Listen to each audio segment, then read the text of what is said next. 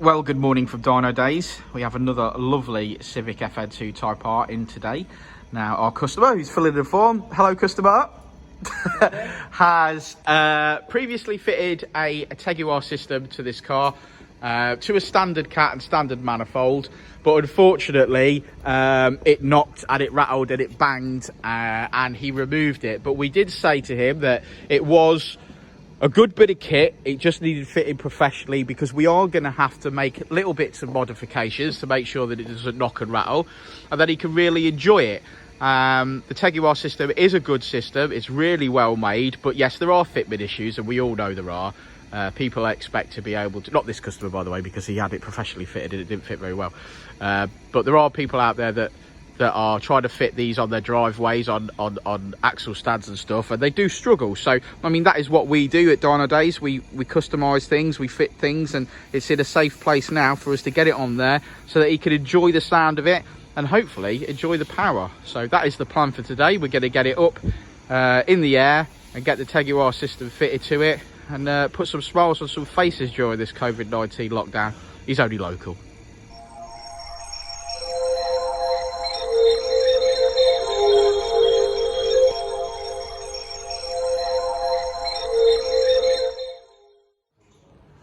Well, as you can see, it's up on the ramp and the lads are inspecting it. This is what's getting fitted. Now, this is a Tegiwa system, and it is... Thanks, Jason. And it is, I think, the best system for the car, but yes, we've seen a lot of these that they don't fit very well. The hangers need adjusting, they knock, etc. It's a great bit of kit, but it needs someone like this man to make them fit lovely.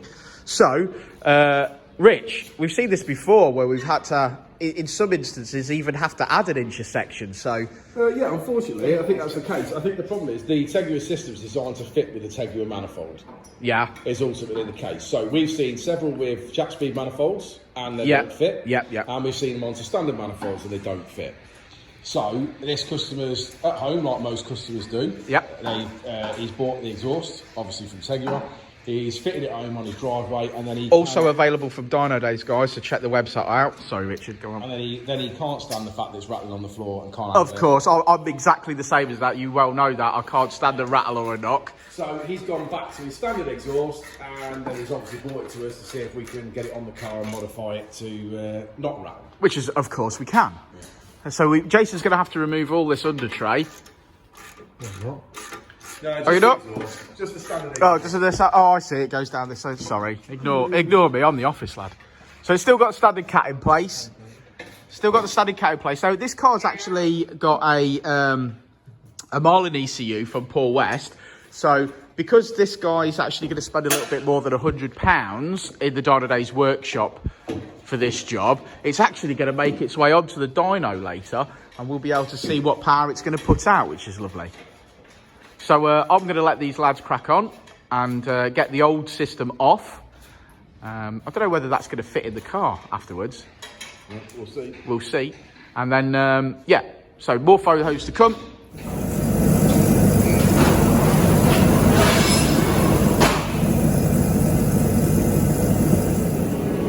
Well, there's the old kit off, as you can see. And where are we up to, Rich? Well, basically, the Tegiwa system was fouling. Basically, you can see the damage here on the back of the floor pan. Oh yeah.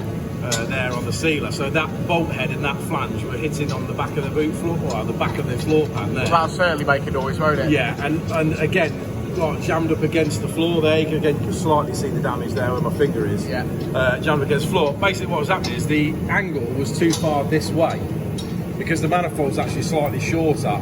If you were to have the Tegiwa system with the Tegiwa manifold... That's right, you were saying, so the exhaust is designed to be all the way from the manifold, isn't it? Yeah, that's so right. So the Tegiwa 4-branch manifold plus exhaust system, and you're fairly sure that would all bolt up nicely? That would all bolt up and clear, no problem. The problem is, with a standard manifold and with, say, like a Japspeed manifold or aftermarket manifold, they're slightly different.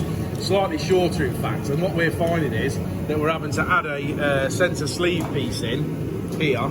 Only literally by an inch. There's a gap basically, so it forces this section, this angle, this 45 here, forward by an inch, which then clears the floor pan and allows the flange not to rattle on the back of the floor pan. So in this particular instance, we've cut the exhaust there, we've made a sleeve section, and then obviously spaced that out, got a nice angle on everything else, a nice gap on everything else, you know, nice exit on the tailpipe.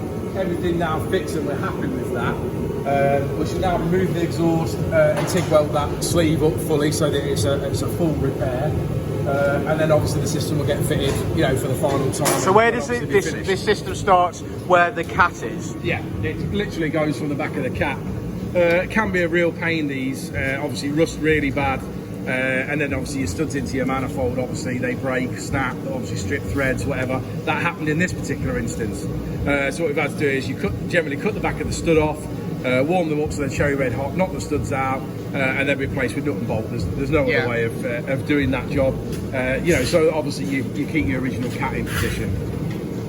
Yeah, so this has got to come back off now so that you could. Yeah, so basically we can just weld that up and do it real nice. Obviously it's just tacked at the moment on the car to make sure we've got gaps. We'll clean the tacks up, we'll TIG weld that real nice, and it'll look lovely. Hey, I noticed that he's using polyurethane hangers. Is that a good idea? They are really, really stiff, so that doesn't really allow any movement in the exhaust when you've done that. Yeah.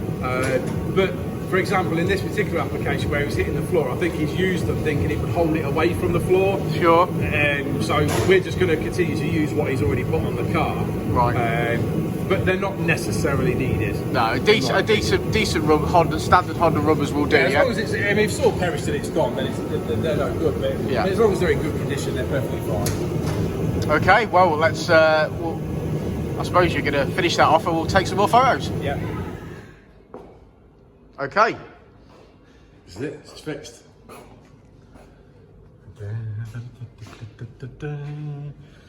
Yeah, so sleeve just TIG welded up. Obviously, lovely, lovely, nice and nice. Obviously, the welds can always be better. Yeah, well, that's the first comment people will make. Yeah. Those welds look very nice, my friend. Yes, lovely, lovely. Yeah, so anyway, TIG welded it up, did a real nice job, obviously, because it is a brand new system, and obviously you don't want it to look a mess when you have to modify a brand new system. Agreed. Which no one wants to do, obviously. Obviously, replace the front section with, obviously, nuts and bolts instead of, obviously, the studs for the cat, because obviously they... very good, very good. They chewed up, obviously, on the way out first time round when we were obviously trying to fit it. He's obviously fitted these, he wants these hardened blue silicone hangers, which I don't particularly like because they seem really long. Obviously, you don't need the multiple adjustable holes in this particular application, so they look a little bit silly, but ignore them. Customer supply. Customer supplied them, but wanted them fitting, so we've done that. That lovely now, as actually, if you get in here with the camera, you can see the difference, hopefully, between what we had originally and what we've got now. So obviously, we've got a good finger width clearance all around that back of that boot floor, back of the floor pan. Me and Jason are laughing because you said finger. Oh, okay. And yeah, around that, so everything's good. And yeah, happy days. So that's all fitted up nicely. No more knocking on the floor. Well, let's listen to what it sounds like on the dyno now. I think that's a good plan, ain't it? Okay.